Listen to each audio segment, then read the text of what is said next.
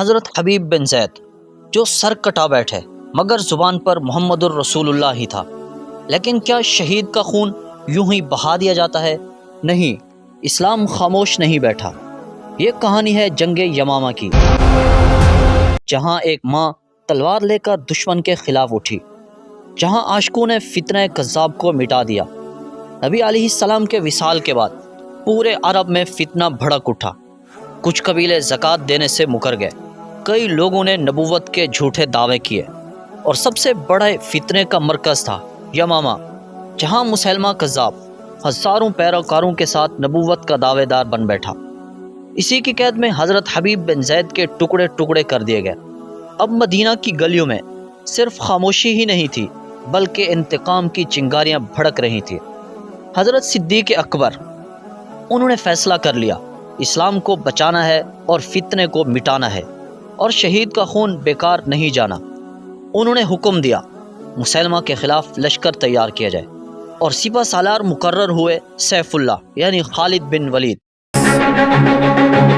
صحابہ، تابعین، نبی علیہ السلام کے عشاق اور ایک ماں، جی ہاں، نصیبہ بنت کعب، ام عمارہ، جنہوں نے کہا میں اپنی آنکھوں سے کذاب کے خاتمے کا منظر دیکھنا چاہتی ہوں، اور اگر ممکن ہو تو اپنے ہاتھ سے اس کے خون میں اپنے بیٹے کا بدلہ لینا چاہتی ہوں۔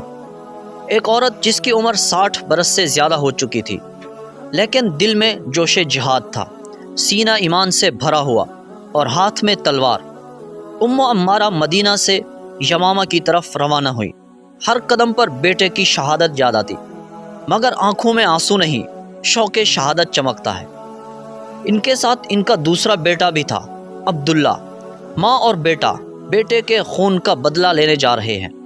جب لشکر یمامہ پہنچا، اور مسلمہ کا لشکر تعداد میں بہت زیادہ تھا، لیکن دل کمزور، ادھر اہل ایمان تھوڑی تعداد میں مگر ایمان خالص، ایک ایک سپاہی شہادت کا متلاشی تھا۔ جنگ کا آغاز ہوا، زمین تھر تھرا اٹھی، نیزے، تلواریں اور تیروں کی بارش۔ ام عمارہ صف اول میں لڑ رہی تھی، ایک تیر ان کے بازو میں لگا، خون بہنے لگا، لیکن وہ نہ رکی۔ صحابہ کہتے ہیں ہم نے ایک عورت کو دشمن کے بیچوں بیچ لڑتے دیکھا، ایسا جذبہ نہ کبھی دیکھا نہ سنا۔ ان کا دوسرا بیٹا عبداللہ بھی شہید ہو گیا۔ ام عمارہ اب ماں کم ایک فوج تھی۔ اب وقت آیا، اللہ نے فیصلہ لکھ دیا۔ حضرت وحشی بن حرب نے مسلمہ کی طرف ایک نیزہ پھینکا، نیزہ سیدھا جا کر مسلمہ کو لگا۔